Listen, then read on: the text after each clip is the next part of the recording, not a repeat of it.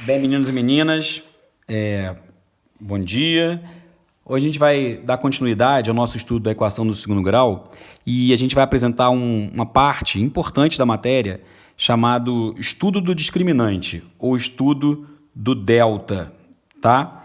Conforme a gente já havia falado em aulas anteriores, quando eu tenho uma equação do segundo grau, ax ao quadrado mais bx mais c igual a zero, que é aquela forma reduzida, né? Lembrando que esse nosso a nunca pode ser zero, mas o b e o c podem, né? Se o b for zero ou o c for zero, ou até mesmo o b e o c forem zero, são equações incompletas. No caso em que o a, o b e o c são todos diferentes de zero, seria uma equação completa. Beleza, a gente viu que existe uma fórmula resolutiva que a gente chama de fórmula de Bhaskara, que resolve e determina os valores das raízes da equação, né? Qual é ou quais são os valores de x que tornam a sentença verdadeira.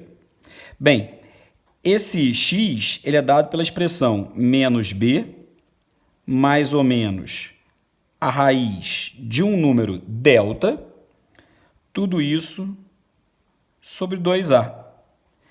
Né? Então, daqui sai que uma primeira resposta, x' seria menos b menos a raiz de delta sobre 2a, essa é uma resposta. E a outra resposta, x duas linhas, seria a continha, menos b mais a raiz de delta, tudo isso sobre 2a. Ah, beleza, Felipe, isso está de boa. O que eu quero chamar a atenção na aula de hoje, a aula de hoje se presta a isso, é estudar esse númerozinho aqui, ó, que mora dentro da raiz na equação do segundo grau. Essa letra grega é o delta, né? O delta representa uma expressão. Quando eu tenho a equação ax ao quadrado mais bx mais c, os valores dos coeficientes a, b e c aparecem aqui dentro. Se vocês lembrarem, né, o que é o delta? Delta é a conta b ao quadrado, então esse elementozinho aqui ao quadrado, menos 4 vezes o a vezes o c. Então, de maneira mais rápida, né, o delta é o b2 menos 4ac. Então, isso tem que estar assim, ó, na veia de vocês, tá bom? Vou até colocar um pergaminho aqui, ó. O delta é igual a b ao quadrado menos 4ac. b2 menos 4ac. Legal. Bem, e a nossa aula vai tentar entender o que esse número delta significa, né? Qual é a importância dele numa equação do segundo grau? Bem, para isso, eu vou colocar aqui 3 exemplos. A primeira equação que eu vou colocar para vocês é x ao quadrado menos 4x mais 3 igual a zero. Aqui ao lado, uma segunda equação, b, x ao quadrado menos 8x mais 16 igual a zero. E, no cantinho, c, a equação x ao quadrado menos 6x mais 13 igual a zero. Tá legal? Eu quero fazer as 3 equações aqui em paralelo, uma ao lado da outra, para a gente poder comparar algumas coisas e percebermos também algumas coisas que são bem importantes, tá legal? Bem, nos 3 casos, eu vou calcular o delta primeiro. Então, ó, delta vai ser b ao quadrado, aqui o b vale menos 4. Dessa vez eu não destaquei o a, b e o c do lado, porque senão não ia caber as 3 assim, uma ao lado da outra, como eu queria fazer para a gente comparar, tá bom? Mas eu, de novo, reforço com vocês a importância de, ao lado, destacar o a, o b e o c. Então, eu tenho b ao quadrado menos 4 vezes 1 vezes 3. Menos 4 ao quadrado dá 16, e aqui dá menos 12. Ou seja, 16 menos 12, o nosso delta deu 4. Legal. Guarda isso. Vamos para a segunda equação. Quem é o delta da segunda equação? Quem é o discriminante da segunda equação?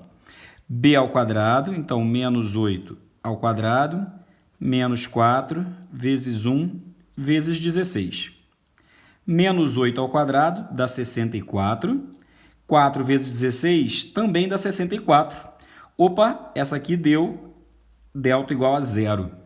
E a última, delta igual b ao quadrado, então menos 6 ao quadrado, menos 4 vezes 1 vezes 13. Daqui deu delta igual a 36, menos 4 vezes 13 dá 52. Então, o delta é 36 menos 52, opa, deu negativo, menos 16. Então, eu fiz aqui, de propósito, já deu para perceber, 3 casos. O primeiro caso, onde o delta é um número positivo, maior que zero. É o número 4. Aqui, onde o delta é um número nulo, ou seja, o número zero. E, por último, um terceiro caso, onde o delta é um número negativo. Então, é óbvio que se delta é o resultado de uma continha, só tem 3 opções. Essa continha ou é positivo, ou é nulo, ou é negativo. Não tem outra opção. Aqui estão as 3 opções. Agora, o que isso significa? Tá? Essa que é a parte importante da aula de hoje. Bem, eu vou finalizar aqui a fórmula de Bhaskara. X é igual a menos b, então menos 4 dá 4, mais ou menos a raiz do delta, que também é 4, sobre 2 vezes a, 2. Raiz de 4. Quanto vale a raiz de 4? Vale 2, né? Então, aqui ficou assim, ó, 4 mais ou menos 2, nenhum problema, sobre 2. Então, eu tenho duas opções. X'. 4 mais 2, 6. 6 sobre 2, 3. Ou, outra opção, 4 menos 2 dá 2. 2 sobre 2, 1. X duas linhas deu 1. Ou seja, o conjunto solução tem duas respostas. O número 1 e o número 3. Duas raízes. São duas raízes que são números reais, tá certo? E eles são distintos entre si, são diferentes.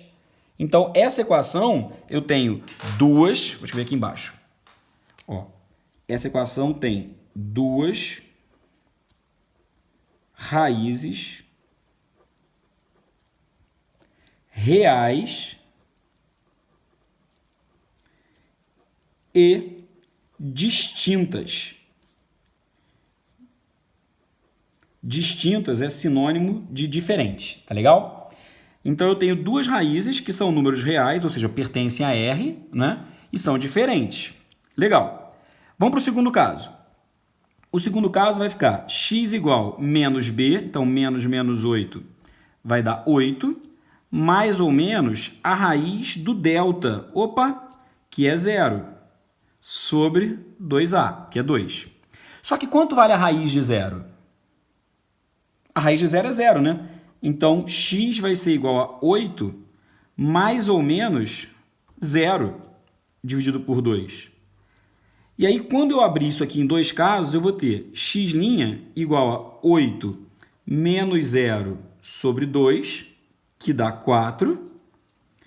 E a outra opção, x duas linhas, será 8 mais 0 sobre 2, que também é 4. Óbvio, né, gente? Mais 0 e menos 0 é a mesma coisa. Então, o resultado das duas raízes será sempre um número real, mas serão números o quê? Iguais. Tá? Então, nesse caso, o nosso conjunto solução, S, vai ser um conjunto com apenas um único elemento, né? Que é o número 4, um conjunto unitário. Eu não preciso, dentro de um conjunto, repetir o elemento. Então, essa equação aqui é uma equação que possui duas raízes reais, porque são números reais, não tem problema nenhum, só que iguais. Tá legal? Ou a gente pode escrever que tem uma raiz dupla. Ou seja, o número 4 é duas vezes raiz dessa equação, duplamente raiz. Bem, e para finalizar, esse caso aqui, quando eu for para a fórmula de Bhaskara e eu tenho um delta negativo, o nosso x vai ser igual a menos b, que é 6, mais ou menos a raiz do delta, que é menos 16, sobre 2a. Opa, para tudo. Raiz quadrada de número negativo, opa, isso aqui não é um número que pertence aos reais. Ou seja, como esse número aqui não pertence aos reais, que é o nosso maior conjunto, essa equação não tem solução real. Então, é o caso que eu vou escrever aqui, ó, não tem solução real. Tá, Felipe, mas como é que ficaria então o conjunto solução? O conjunto solução vai ser o conhecido conjunto vazio, nenhum elemento. Legal? Bem, e o que o delta tem a ver com isso? Tudo. Quando o delta é positivo, eu vou ter duas raízes reais diferentes. Por quê? Porque eu vou somar uma coisa e subtrair uma coisa, vai dar diferente. Quando o delta for zero, eu só vou ter uma raiz, porque somar o zero e subtrair o zero dá no mesmo. E por último, se o delta for negativo e o delta mora dentro aqui, ó, mora dentro de uma raiz quadrada, se é negativo, eu não posso raiz quadrada de negativo quando eu trabalho dentro do conjunto dos números reais, ou seja, não vai ter solução. Com isso, a gente confirma aquilo que eu tinha dito lá nas primeiras aulas de equação do segundo grau. Uma equação do segundo grau tem até duas raízes, no máximo duas. Pode ter duas? Pode, se o delta for positivo. Pode ter uma? Pode, se o delta for zero.